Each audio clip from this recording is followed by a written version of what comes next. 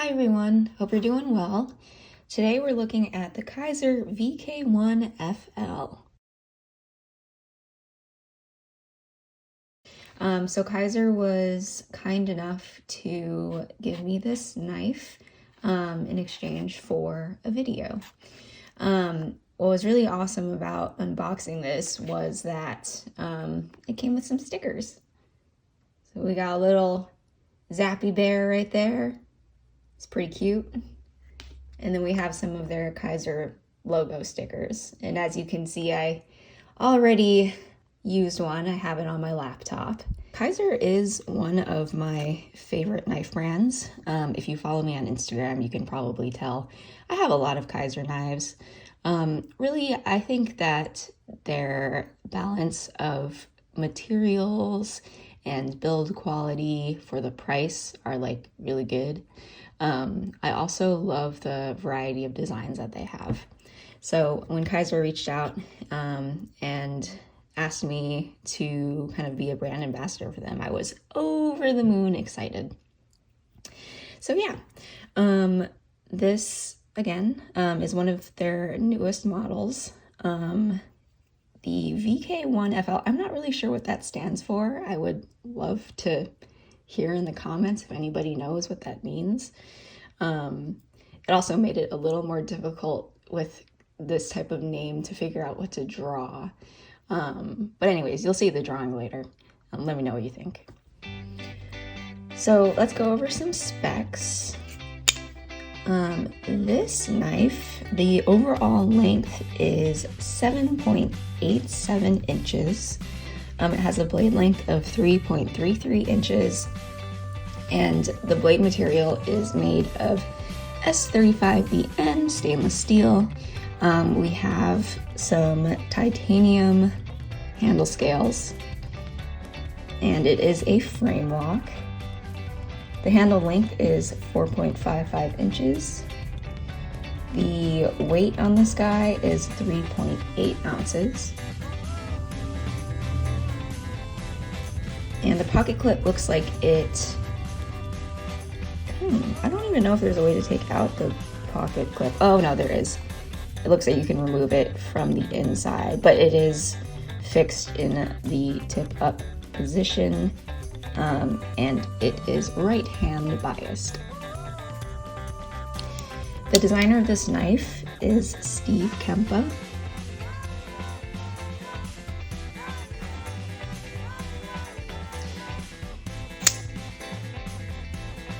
So some other, things that I like about this knife are the handles are pretty grippy.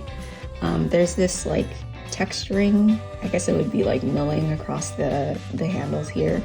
I don't know if you can see that through the camera, but it helps a lot when your hands are wet or kind of sweaty. And I also really like this little copper pin right there. I think it adds a really nice contrast to this basically all silver piece. And there is Steve Kempa's logo. I think it's super cute. It's a fox.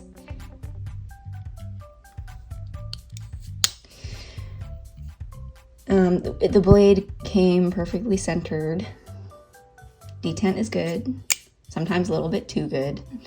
I do find that it can be difficult to flip this knife open. It does take some practice. As you can see, I think for me the problem is I tend to put pressure on the lock bar with my right hand, so it does make it hard to actuate the knife sometimes. Like that. Okay. Also, if your hands are a little bit sweaty or wet, it's kind of hard to, get that flipper tab to really flip out.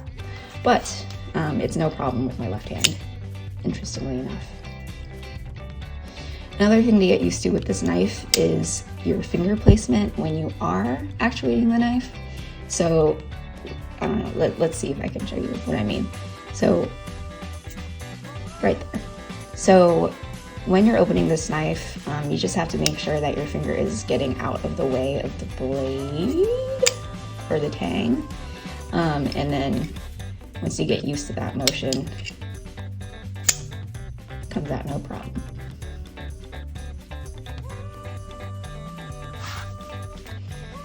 This blade is a lot bigger than I thought it would be, and it's also very stabby. Well, I mean, not stabby, you know what I mean, like piercing. It's good for piercing tasks. So this kind of reminds me of that, I don't know if I'm pronouncing this right, the like Kona Goblin.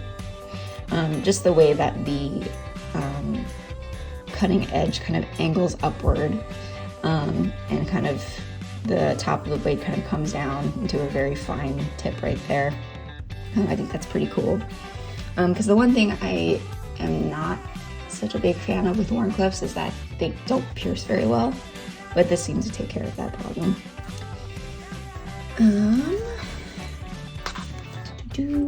Oh, another thing that I really liked about this knife is how it seems like it would be really good for kitchen tasks.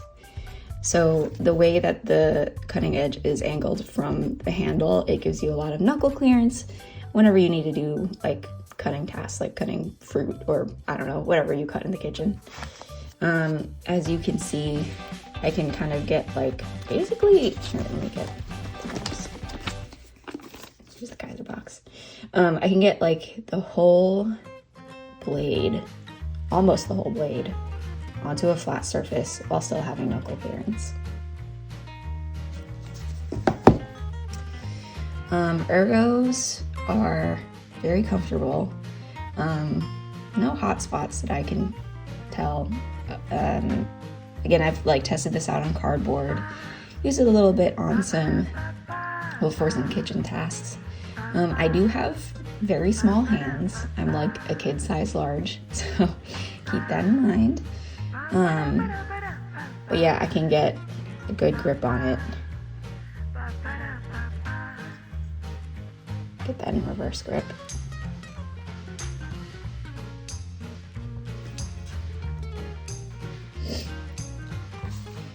Now, I'll do a couple size comparisons.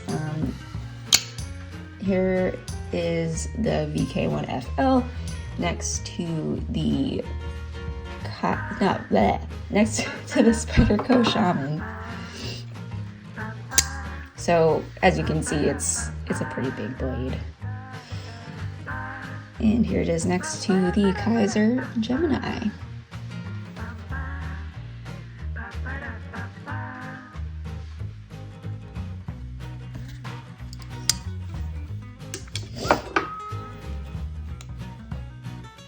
Here it is next to an Opinel number 8.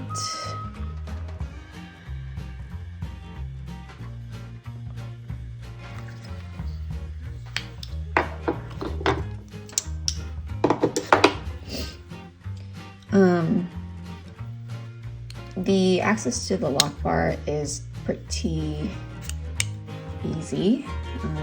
The show scale has like a really nice kind of finger cutout right there. And with easy access to the frame lock.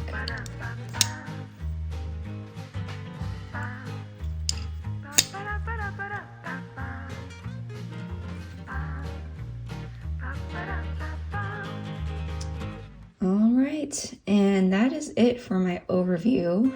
I'll probably make a second video, just kind of demonstrating this knife in action, but that's it for now, and let's move on to the drawing part.